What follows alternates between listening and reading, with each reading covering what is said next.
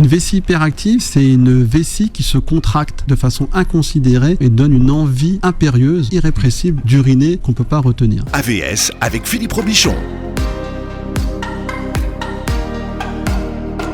AVS, c'est pour à votre santé, bonjour et bienvenue. Et aujourd'hui, je vais répondre à la demande d'un des auditeurs qui nous avait demandé de parler d'un syndrome, la pollacurie. On verra ça ce matin avec mon invité, entre autres, il s'appelle Karim Ferry. Bonjour. Bonjour à tous. Vous êtes chirurgien urologue, vous êtes l'homme qui peut restituer la fonction érectile de tous ceux qui en font la demande. S'ils en ont besoin, on va essayer, oui. Voilà. Tiens, on va un mot pour démarrer l'émission. Postectomie. Oui. Qu'est-ce que c'est que la postectomie ? La postectomie, c'est le nom scientifique pour décrire l'acte chirurgical qu'est la circoncision. Et en fait, on dit postectomie quand il y a le prépuce, c'est le petit chapeau qui recouvre le gland et qui est serré. Donc il y a une indication chirurgicale et on dit que c'est une postectomie. C'est pas un phimosis, ça ? Quand c'est serré, c'est le phimosis. C'est quand il y a une indication chirurgicale. Ouais. Et en fait, on dit circoncision, c'est quand c'est à visée rituelle. C'est quand on va enlever le prépuce à visée rituelle. Et en France, par exemple, quand on veut faire une circoncision à visée rituelle, c'est pas pris en charge par la Sécu. Mais si on fait une postectomie et qu'il y a un phimosis, c'est pris en charge par la Sécu. C'est-à-dire que quand vous codifiez pour la Sécu, vous avez deux codes ? Un code circoncision et un code postectomie ? On met toujours postectomie, mais il y a, comment on appelle ça, un codage et on met dans l'indication opératoire si c'est rituel ou pas. D'accord. Ça coûte combien une circoncision ? J'ai peut-être l'air bête, mais parce que j'ai entendu des tarifs qui vont de pas très cher à très très cher. À très très cher. Alors pourquoi ? Parce que quand on fait une postectomie qui a une indication opératoire, quand il y a un phimosis, le prépuce qui est serré, le code Sécu c'est à peu près 90 €. Mais quand vous allez voir un chirurgien, souvent c'est dans le privé que l'on fait ça, ils ont des honoraires qui peuvent aller de 100 € à 500 €, 1000 €. Ça dépend du tarif qu'ils fixent. Quand on parle d'honoraires, ce sont des dépassements d'honoraires ? Dépassements d'honoraires, exactement, quand ils sont en secteur 2. D'accord. Voilà. Vous êtes en secteur 2 ? J'ai regardé sur votre feed. Ouais. Effectivement, je suis en secteur 2. Je voulais faire 2-3 trucs, je me suis dit dans quel secteur ? On s'adapte pour BFM. Mais pour Beurre FM. Beurre FM. Attention, alors non, FM. BFM, il n'y a pas de code promo. Ouais. Je vous dis tout de suite. C'est Beurre FM. Beurre FM. Ouais. Alors, ce qui veut dire que ça peut être pris en charge une circoncision, en fait. Bien sûr, en fait, ce qu'il faut savoir. Je suis sérieux parce que c'est un vrai sujet. Alors, je vais vous dire quelque chose. Enfant, un garçon, quand il naît, il a toujours un phimosis physiologique. C'est-à-dire que le prépuce, on ne peut pas le décaloter physiologiquement, à part chez certains enfants. Et donc, en fait, il faut que ce soit les parents qui le décalotent. Mais si vous décalotez jamais votre enfant et qu'il arrive à l'âge de 3 à 4 ans, en fait, on ne peut pas le décaloter. Donc, il a un phimosis. Vous pouvez consulter un urologue ou un chirurgien pédiatre qui pourra poser l'indication d'une postectomie. Et puis, ça deviendra une circoncision, mais c'est une postectomie. Est-ce qu'il y a un bon âge pour la circoncision ? Alors en fait, on peut faire une circoncision à n'importe quel âge. Chez nos amis de religion hébraïque, ils font la circoncision au 7e jour. Nous, les chirurgiens, on peut la faire à n'importe quel moment de la vie. Mais ce qu'il faut savoir, c'est qu'un enfant, plus il est petit, et plus c'est difficile à endormir. Et donc, le meilleur âge où il y a le moins de risques, on fait ça sous anesthésie générale, le plus souvent dans les cliniques. On peut le faire sous local, mais je ne vous recommande pas. Il faut faire à partir de 24 mois. D'accord. Voilà. Quand on le fait à 24 ans, c'est pas la même douleur, j'imagine. Ah non, c'est pas pareil. Ouais, voilà. Et en fait, il y a des problèmes d'érection après qui font que ça lâche un peu les sutures. Mais entre 2 ans et 3 ans, 3 ans pour moi, c'est le meilleur âge. L'enfant, il a pas mal, ça cicatrise extrêmement vite. Il y a très peu de complications et ça se passe souvent très bien. C'est facile de trouver quelqu'un pour une circoncision à Paris ou pas ? Parce que moi, je peux vous assurer que on me demande toujours, est-ce que je connais quelqu'un ? Ouais, ça devient un peu polémique. Pour ma part, moi, il n'y a pas de problème. Je peux faire les circoncisions, mais c'est vrai qu'il y a des chirurgiens qui renaclent un petit peu à le faire parce que c'est pas très bien coté. Et donc, on a un petit peu de difficulté, mais dans pas mal de centres, on peut en trouver. Enfin, ça se trouve quand même. Bien. Alors, on va parler de la pollacurie ou vessie hyperactive masculine. Qu'est-ce que c'est qu'une pollacurie ? Alors la pollacurie, c'est un signe clinique en fait urinaire qui veut dire qu'on urine plusieurs fois dans la journée. Ça c'est normal alors. Alors il y a un délai en fait de continence. Normalement, on peut tenir 3 heures, 4 heures sans uriner. Mais chez l'homme, souvent quand ils ont des problèmes de prostate, ils urinent toutes les 2 heures, toutes les heures. Donc ils vont plus de 10 fois dans la journée uriner et ça devient problématique dans la vie de tous les jours. Ce qu'on appelle la pollacurie, c'est une fréquence mictionnelle augmenter en fait. On urine plus souvent dans la journée. Pollakiurie. Voilà, et 2 L. Voilà, c'est ça. Faut pas oublier le K-I-U. Voilà. Donc ça veut dire qu'il faut plus de 2 heures entre chaque passage aux toilettes. C'est ça qu'il faut comprendre. Normalement, il faut au moins 3 heures sans uriner. Voilà, une vessie normale, on n'a pas une envie pressante, des impériosités. Normalement, au bout de 2 heures, on peut tenir quand même. Et en fait, les gens qui sont pollakiuriques, c'est qu'au bout de 1 heure, 2 heures, ils ne peuvent plus se retenir. Il faut absolument qu'ils aillent uriner. Alors, quelles sont les raisons ? Alors, les raisons, principalement chez l'homme, c'est souvent ce qu'on appelle l'adénome de prostate. C'est la prostate qui vient bloquer un petit peu la vessie, qui, entre guillemets, excite la vessie, et ça donne envie de faire pipi. Alors il faut bien faire la part des choses, parce qu'il y a des patients qui viennent me voir, ils me disent: docteur, j'ai une petite prostate mais j'ai toujours envie de faire pipi. Souvent l'envie de faire pipi n'est pas liée à la grosseur de la prostate. On peut avoir une grosse prostate et pas être du tout gêné au niveau urinaire, avoir une grosse prostate et faire pipi tout le temps, et on peut avoir une petite prostate et être très gêné aussi. Et puis d'un autre côté, alors c'est moins fréquent chez l'homme, c'est ce qu'on appelle les vessies hyperactives, où c'est les gens qui ont des petites vessies et elles donnent toujours envie de faire pipi. Mais c'est moins fréquent chez l'homme, on retrouve plus ça chez la femme. Donc dans la pollakiurie, l'organe qui est touché, c'est la vessie. Exactement. Pas la prostate, c'est ça qu'il faut comprendre. Exactement. La pollakiurie, c'est un syndrome urinaire, mais la cause principale, c'est l'hypertrophie bénigne de la prostate. La prostate qui grossit un petit peu et qui vient exciter la vessie. Comment ça se prend en charge comme symptôme ? Alors, la pollakiurie, déjà, vous venez voir, souvent c'est l'urologue ou le médecin généraliste. On fait un premier bilan. Il faut faire une échographie, d'abord, pour bien visualiser le volume de votre prostate, si elle est grosse ou pas. Et un deuxième examen... Alors, attendez, je suis désolé, mais quand vous dites si elle est grosse... Oui, c'est la taille, termes de volume, ça fait quoi une prostate ? Alors, une prostate normale, ça fait entre 30 et 35 grammes. C'est une petite châtaigne. Et en fait, avec l'âge, plus vous vieillissez, plus la prostate, elle augmente en volume. Nous, on parle en volume, en grammes ou en centimètres cubes, mais c'est exactement la même chose. Donc, une prostate qui devient symptomatique, elle fait un volume de 40, 45, 50 grammes, elle commence à faire parler d'elle. Donc, on mesure la taille de la prostate et on mesure aussi si la vessie, elle arrive à se vider. Parce que qu'est-ce qui crée l'envie de faire pipi aussi ? C'est quand la vessie, elle reste toujours pleine et en fait, on n'arrive jamais à la vider complètement et il y a toujours un fond qui donne envie de faire pipi. Ça, c'est une autre cause de la pollakiurie, mais qui est rattachée au volume de la prostate. Elle empêche la vessie de se vider. Et puis après, il faut faire un examen des urines, ce qu'on appelle un ECBU, un examen cytobactériologique des urines, pour vérifier qu'il n'y a pas d'infection. Parce que l'infection, ça peut être une cause d'envie de faire pipi tout le temps. Mais il y a d'autres symptômes qui viennent se greffer dessus. On a de la fièvre, ça brûle quand on fait pipi, les urines sentent mauvais. Et puis enfin, il faut faire un dosage de PSA. Le PSA, c'est l'hormone de la prostate.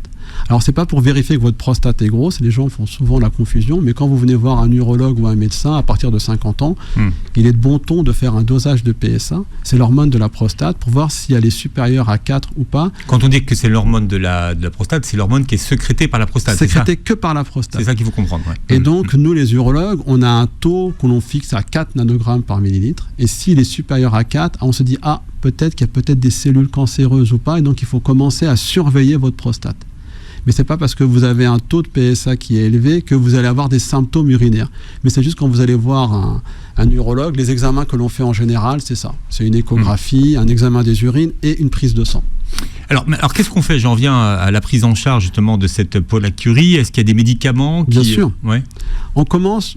moi, dans ma pratique, on va toujours ce qu'on appelle d'un traitement le moins invasif, c'est-à-dire le moins agressif possible, vers le plus agressif. Et donc, on commence toujours, moi j'ai un médicament fétiche que j'aime bien prescrire, c'est fait à partir de palmier de Floride. C'est de la phytothérapie, c'est un médicament qui est naturel en fait, c'est une gélule que vous prenez le matin et le soir. On ne sait pas comment ça fonctionne, mais il a une action sur la prostate, une action anti-inflammatoire, et cette action, elle permet de ralentir l'envie d'uriner. Elle améliore le débit urinaire et le jet. C'est un traitement que l'on prescrit énormément. On revoit le patient 2 fois. Alors c'est sur prescription, hein ? Bien sûr. C'est ça. Vous n'allez pas taper sur Internet. Alors, on peut faire une parenthèse parce que sur Internet, le palmier de Floride, en fait, on peut le retrouver dans d'autres compléments alimentaires que l'on peut acheter. C'est associé à du zinc, palmier de Floride, mais l'essence même, c'est le palmier de Floride. On peut le retrouver dans des compléments alimentaires. Mais il vaut mieux acheter la gélule, ce médicament qui est extrêmement efficace, qui n'est pas très cher, et qui permet au bout de 2-3 mois d'améliorer souvent la symptomatologie. Et ça ne suffit pas, on a des médicaments un peu plus puissants. D'ailleurs, la prostate aime le zinc. Exactement, surtout les vésicules séminales qui produisent le sperme. Voilà.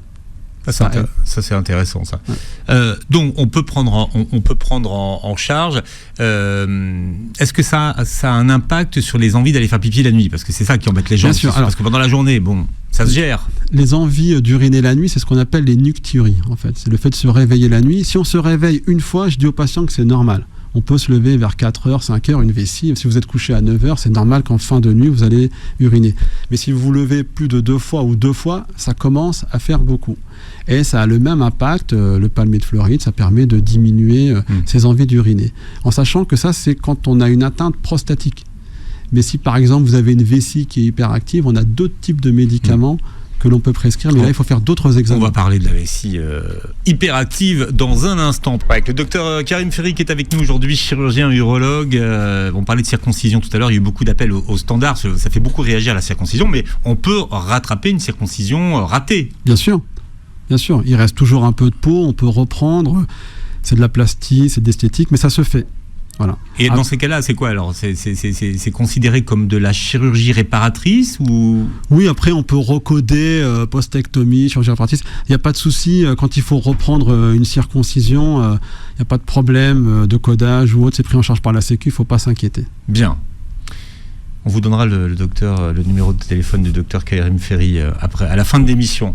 On va parler des vessies hyperactives masculines. Qu'est-ce qu'on appelle une vessie hyperactive? Une vessie hyperactive, c'est une vessie qui se contracte de façon incontrôlée. En fait, une vessie, c'est un muscle. C'est un muscle, une espèce de poche remplie d'urine. Et il faut savoir que pour expulser l'urine, quand on veut uriner, c'est la vessie qui se contracte. C'est un muscle qu'on appelle le détrusor. Voilà. Et en fait, hyperactive, c'est-à-dire que pour une raison X ou Y, de façon inconsidérée, la vessie se contracte tout le temps et donne une envie impérieuse, irrépressible d'uriner qu'on ne peut pas retenir. Même quand elle n'est pas pleine. Même quand elle n'est pas pleine. Elle est à peine remplie à 50, 100 cc. Une vessie normale, ça contient à peu près 400 millilitres. Maximum, c'est 600 millilitres. Et il y a des vessies qu'on appelle hypersensibles. À 100 millilitres, on a envie d'uriner, elles ont une contraction. C'est ce qu'on appelle les vessies hyperactives. Alors, il y a plusieurs causes. Alors ça peut être la prostate qui peut donner envie de faire pipi, ça peut être chez la femme une descente de vessie, ça peut être les patients qui ont eu un AVC, ça s'appelle des vessies neurologiques. En fait, le système nerveux central, il dérègle un petit peu la contraction musculaire et il donne envie de faire pipi tout le temps.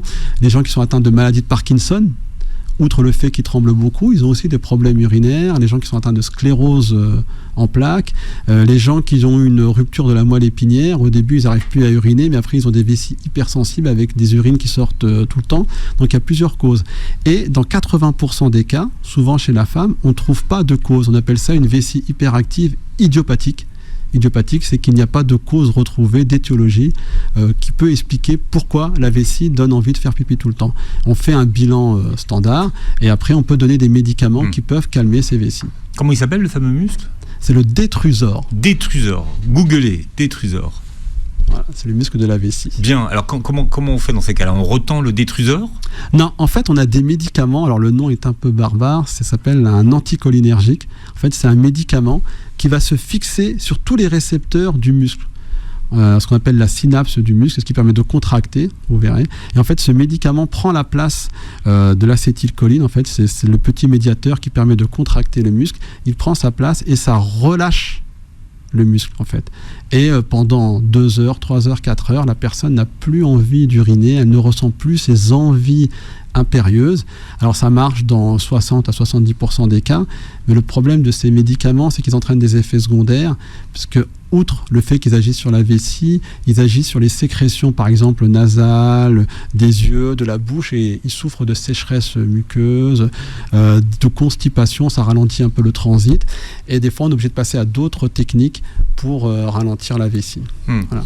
Mais il n'y a pas que les médicaments, il y a aussi de la rééducation, par exemple. Attends, moi j'ai vu qu'il fallait faire des injections de Botox. Alors, le Botox, c'est vrai ou c'est des bêtises? Oui, ça bien sûr. Ah ouais. Alors, c'est pas la même souche qu'on utilise pour le visage, elles sont beaucoup plus dosées. C'est la toxine botulique. Voilà. Mais ce qu'il faut savoir, c'est que tout ce qui est traitement, entre guillemets, chirurgical, parce que c'est un traitement chirurgical, il est réservé aux vessies hyperactives qui résistent à la rééducation et au traitement médicamenteux. Elles sont pas il n'y a pas un grand nombre en fait. Le Botox, ça marche beaucoup pour les vessies dont j'ai parlé, qui sont atteintes de sclérose en plaques, ou les gens qui ont des problèmes de paraplégie. Sur les vessies neurologiques, ça marche énormément. C'est très très très efficace, mais c'est pas un médicament qu'on utilise de façon courante. C'est vraiment dans la gradation, il faut monter, il faut vraiment qu'il y ait une résistance au traitement médicamenteux. Mais le Botox, effectivement, est un très bon traitement. Alors d'autres médicaments donc qui fonctionnent bien? Alors on a un autre médicament qui lui permet aussi de ralentir la vessie. C'est pas un anticholinergique, c'est un bêta-adrénergique, donc ça marche bien. Et on a maintenant une technique qui marche bien, c'est ce qu'on appelle la neuromodulation du nerf tibial. En fait, on a un petit stimulateur, c'est un boîtier, avec 2 patchs qui sont mis sur la jambe.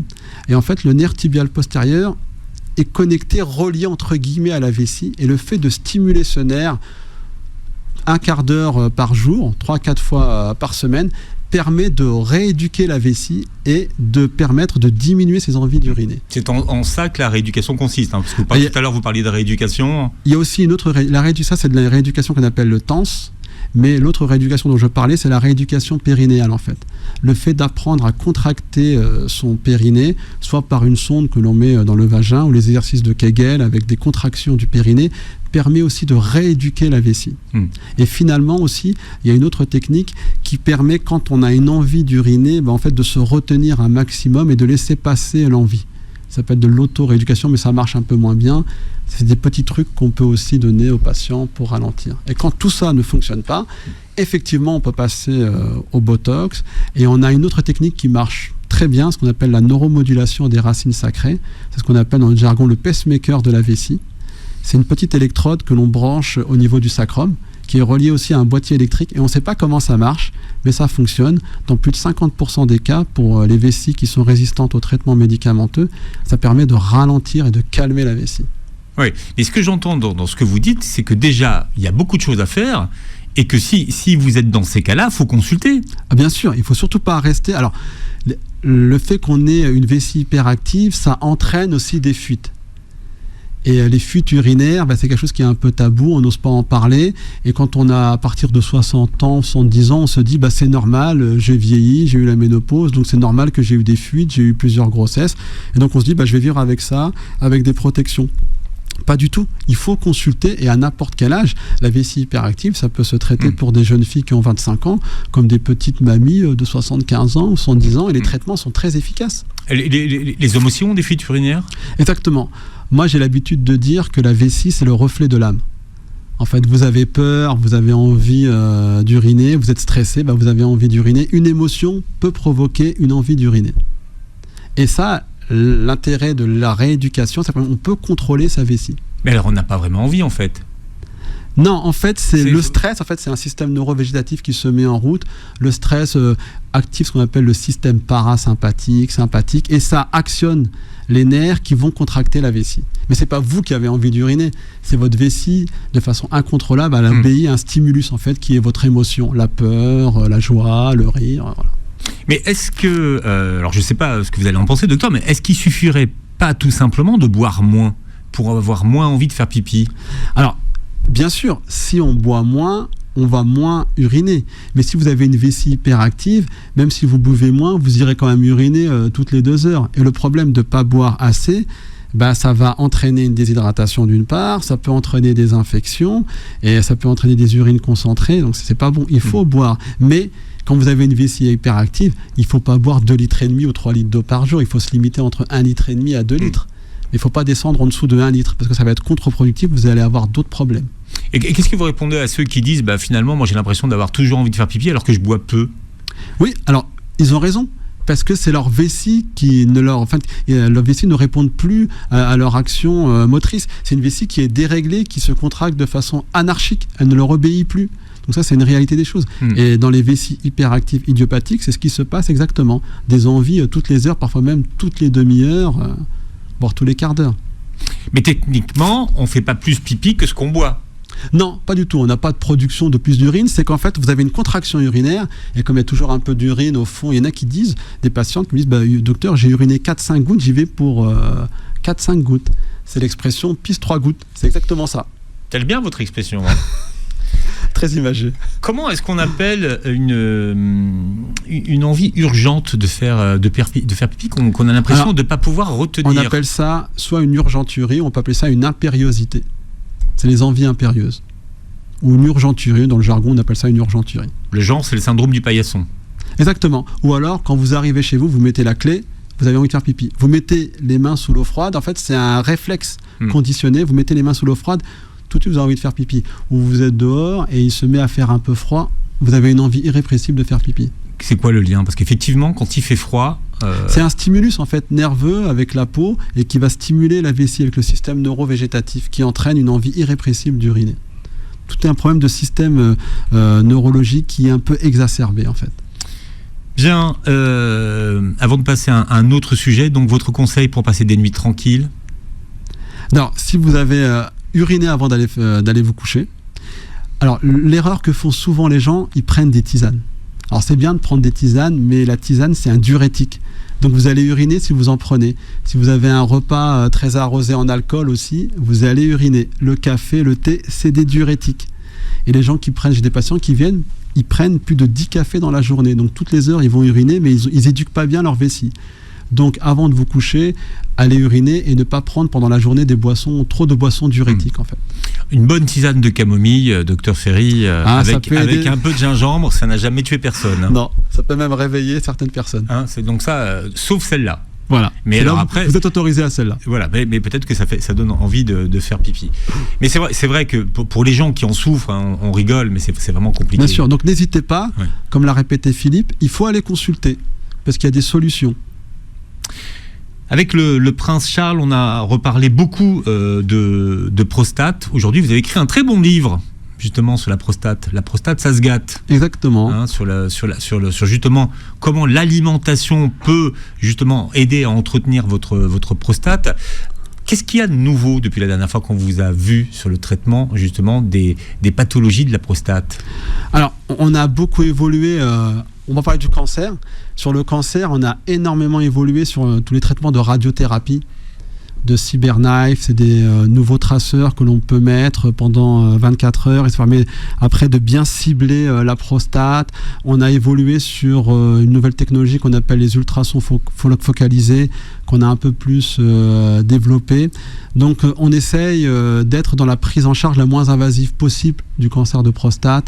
On développe maintenant énormément la surveillance active. On opère de moins en moins de cancers de prostate, à part ceux qui sont agressifs, mais on essaye de plus en plus de les surveiller. Donc on est plus dans cette dynamique-là de traitement moins invasif. Et on a de nouvelles hormonothérapies aussi, pour les cancers qui sont plus évolués, des traitements que l'on prend par la bouche et qui permettent de bloquer la maladie. On a aussi ces 2 dernières années, on a un peu évolué, il y a de nouveaux traitements qui sont arrivés sur le marché. Je parlais avec un docteur récemment qui disait qu'en France, on avait tendance à faire trop de biopsies. Vous êtes d'accord ou pas avec ça? Et que ça excitait la prostate, les biopsies? Non, alors ça, vous avez raison de le dire. Le fait de faire des biopsies, ça n'entraîne pas plus de cancer. Et en fait... parce que c'est ce qu'il me disait. Ouais, mais ça, c'est faux. Donc, c'est faux. Les gens pensent ça, mais c'est faux. Il n'y a aucune étude qui a montré qu'on faisait plus de biopsies, on avait plus de cancer. Par contre, c'est qu'il ne faut pas faire trop de biopsies. Je pense qu'on n'en fait pas assez. Il faut détecter le cancer, mais quand on a le cancer, il ne faut pas le traiter.